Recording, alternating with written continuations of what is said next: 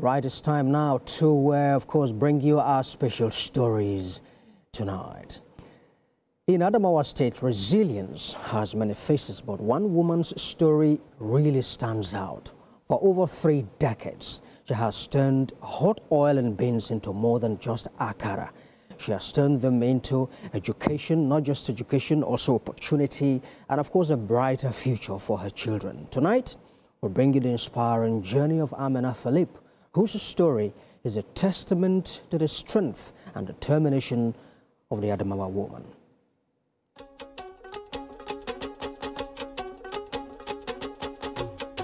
Nestled in the heart of Nigeria's northeast, Adamawa State is the land rich with culture, breathtaking landscapes and resilient people. The state is not only blessed with natural beauty, but also known for the determination of its citizens who thrive against all odds. For over 35 years, one woman has stood behind this familiar sound. The sound of frying beans cake, popularly referred to as akara. Day after day, she has built a livelihood that does not only feed her community, but also raise her children through school, and they are currently gainfully employed. Meet Amina Philip. She is formally called Mumse, an Adamawa State woman whose story reflects determination, sacrifice, and hope. Without a formal education, she has built a sustainable business. Akwai tam da yana bai da lafiya, baban baya gari. Na kai asibiti, ka sani a lokacin ba kuɗi ake da shi ba me ba. To, sai na ce to, an rubuta magani ban da kuɗin zan siya magani. Sai na je na samu pharmacy na ce to gashi, sai ce min to, ina baba na ce baban yayi tafiya. Sai to gashi gobe ki kawo, na ce to ba damu. Sai zo na ce to me ya kamata mutum yayi, sai a kwata kam zan kira ta mom nawa. Sai ta ce min why no ki fara sana'an ko sinan yana da kyau ko kaɗan kaɗan. Sai na ce mata to shikenan.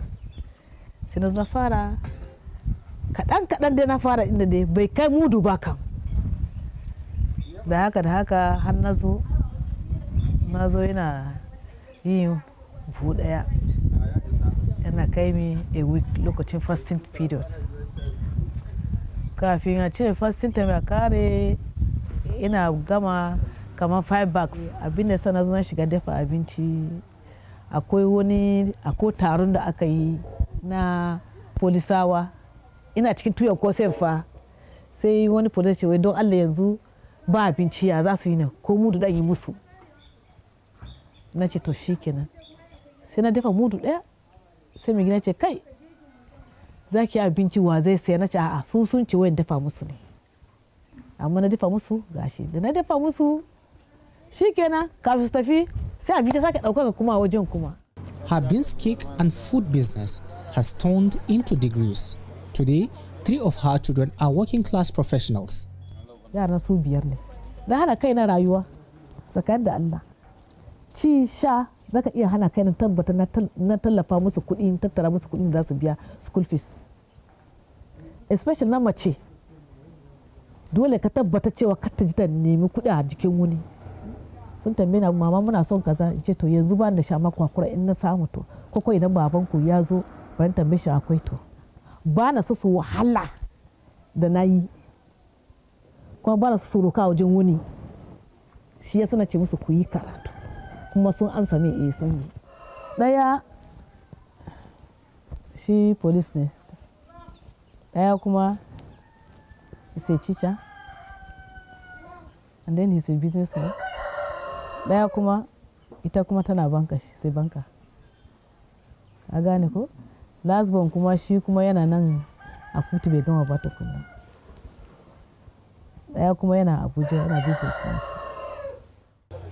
According to available data, less than 10% of women in northern Nigeria are able to single-handedly finance university education for their children.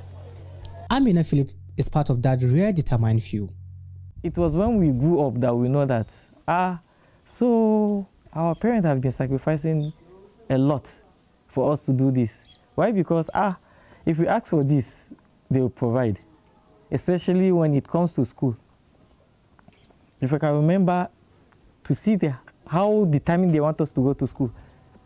They took us to one of the best private schools then in Yola. Then they were paying school fees 8,000. I studied chemical engineering, I came out with 2-1.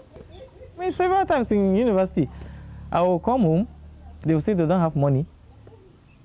They will give me 200 naira. At her small but busy food stand in Yola, customers gather waiting patiently for their turn.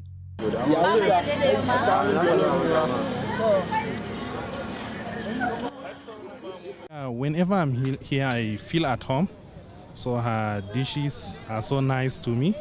So unlike other eateries when you go, so the dishes here feel like just the way they are cooking it at home. I've been patronizing Mama here, I could say 3 years back. It's one of my friends that convinced me to come and eat food here. And I brought over 20 people here. Because of me, they are buying food here. Mamsi tana girma mutane, tana ganin girman mutane, kuma gaskiya tana arfa abinci. Sai in maka ikirari na cewa duk Adamawa babu wanda kai arfa abincin Mamsi. Kana da kuɗi baka da kuɗi za ka ci abinci wajen Mamsi ka tafi sai ka dawo ka zo ka biya saboda tausayi da girma da girmamawa.